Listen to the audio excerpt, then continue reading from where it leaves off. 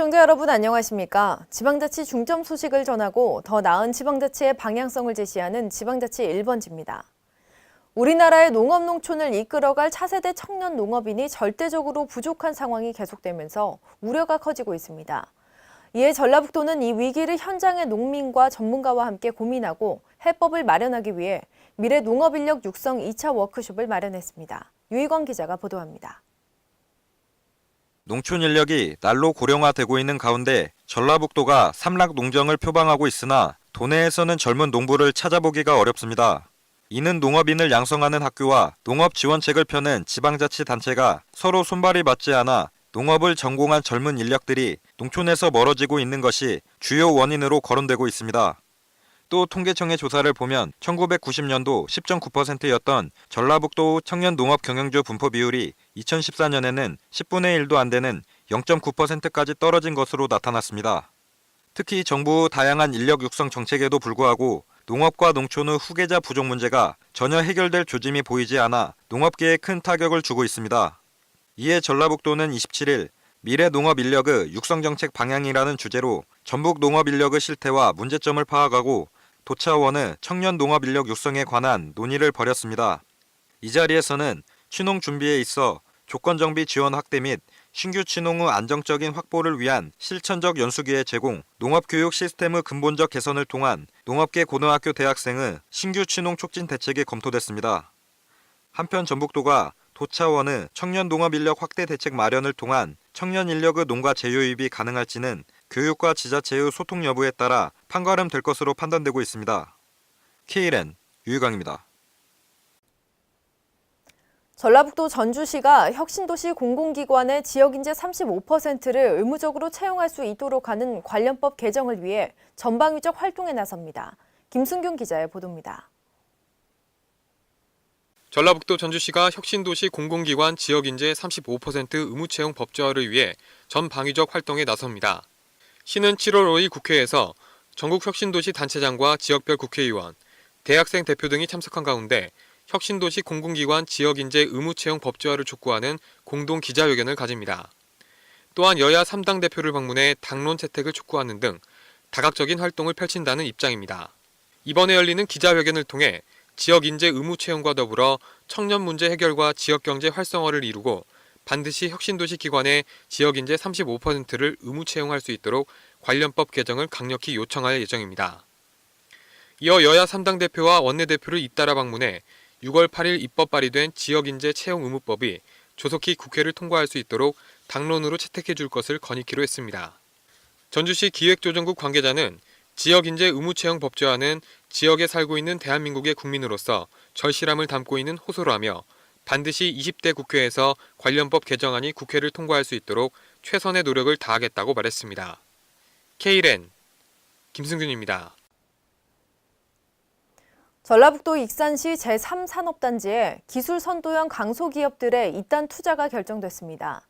익산시는 지난 24일 3개 업체와 투자 협약식을 가졌으며 이에 따른 투자와 신규 일자리 창출로 지역경제에 활력을 불어넣을 것으로 보입니다. 김성지 기자의 보도입니다. 전라북도 익산시 제3산업단지에 기술선도형 강소기업들의 투자가 결정됐습니다. 24일 익산시는 시청 상황실에서 하영 종합상사 등 3개 업체와 투자 협약을 체결하고 67억 원의 투자와 60여 개의 신규 일자리 창출의 기반을 마련했습니다. 익산시는 올해 상반기 미원 상사 등 8개 기업과 투자 협약을 체결했으며 일본 합작기업인 HS푸드 등 5개 기업과는 분양 계약을 체결해 2,040억 원의 투자와 720여 명의 고용 창출을 이끌어낸 바 있습니다.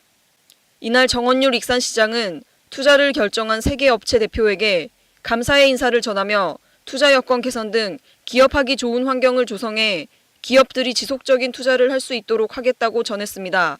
KLN 김성지입니다. 전라북도 전주시의 지방도로는 중앙도로와는 다르게 소홀하게 관리되고 있는데요. 곳곳에 파손되거나 갈라진 도로는 위험 요소로 작용하고 있고 보수를 한 흔적이 있는 곳은 그나마도 엉성해 시민들이 불편을 호소하고 있습니다. 김승균 기자의 보도입니다. 이곳은 전북대학교 구정문 도로로 현재 보수공사가 한창인 상황입니다. 전북대학교 앞 도로는 최근 도시재창조 프로젝트의 일환으로 내년 말까지 60억 원을 들여 중앙도로를 전면적으로 개편하고 있는 상황입니다. 하지만 같은 전주 시내 팔복동 지역의 한 도로의 모습입니다. 군데군데 포트홀이라 불리는 도로 파손의 모습이 보이고 있습니다.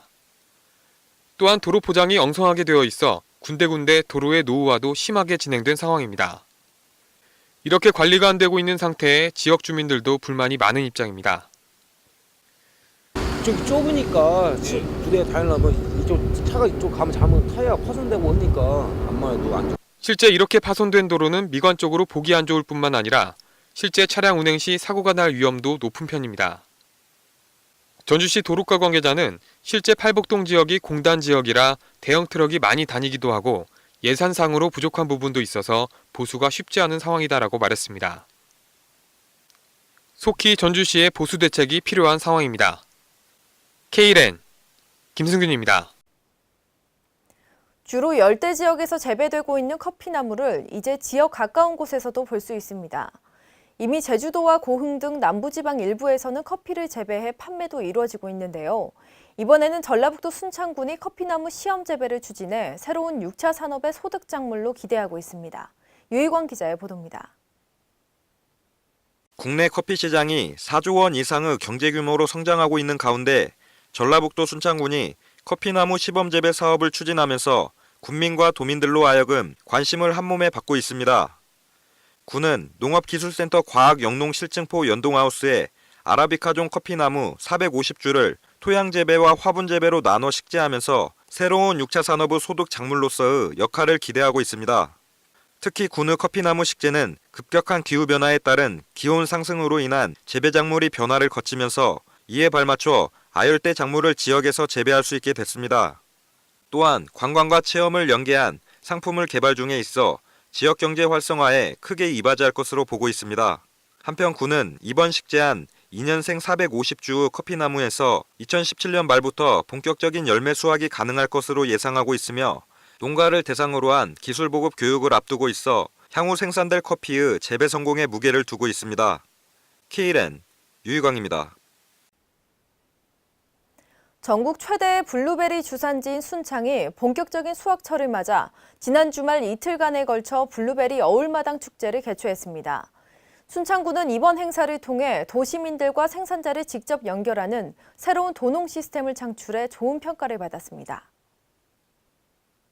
전라북도 순창군의 대표 효자 작물인 블루베리의 본격적인 수확철을 맞아 지난 25일부터 26일까지 순창군은 블루베리 어울마당 축제를 개최했습니다. 순창군 소득개발시험포에서 열린 생산자와 관광객이 함께하는 블루베리 어울마당 축제는 4가지 마당을 테마로 다양한 행사가 펼쳐졌습니다. 방문객들은 축제를 통해 세계 10대 슈퍼푸드로 알려진 블루베리의 다양한 가공품을 체험하고 저렴한 가격에 구매하는 기회를 가졌습니다.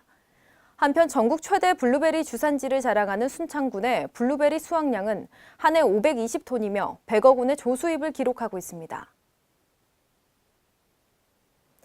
65세 이상 노인의 틀니 임플란트에 건강보험이 적용되고 제왕절개 본인 부담금이 줄어드는 등 내달 1일부터 건강보험 혜택이 커진다고 보건복지부가 밝혔습니다. 틀니와 임플란트에 대해 50% 본인 부담을 하는 건강보험 혜택은 기존 70세 이상에서 65세 이상으로 범위가 확대되고 결핵 환자의 치료비는 100% 건강보험이 부담합니다. 또한 제왕절개분만 입원 진료비 부담도 기존 20%에서 5%로 대폭 줄어듭니다. 교통신호를 위반하거나 중앙선을 침범하는 등 교통법규를 위반한 운전자의 이의 신청 과정이 한결 수월해질 전망입니다. 국민권익위원회는 현장 방문 접수 방식에서 인터넷 접수 등 다양한 방식으로 개선하도록 경찰청에 의견을 표명했고 경찰청은 7월 말까지 관련 방식을 개선하겠다고 밝혔습니다. 식품의약품안전처는 시중에 의약외품 화장품에 문제가 있을 때 바로 판매를 차단하는 의약외품 화장품 판매 차단 시스템이 오늘부터 시범 운영을 시작한다고 밝혔습니다. 이 시스템은 유통 중인 제품에 문제가 발견돼 회수해야 할 경우 이 정보를 유통업체에 전송하면 매장 계산대 등에서 해당 제품의 결제 판매를 중단할 수 있게 하는 방식입니다. 시범 사업은 12월까지며 본 사업은 2017년에 시행됩니다. 이상으로 지방자치 1번지를 마칩니다. 시청해주신 여러분 고맙습니다.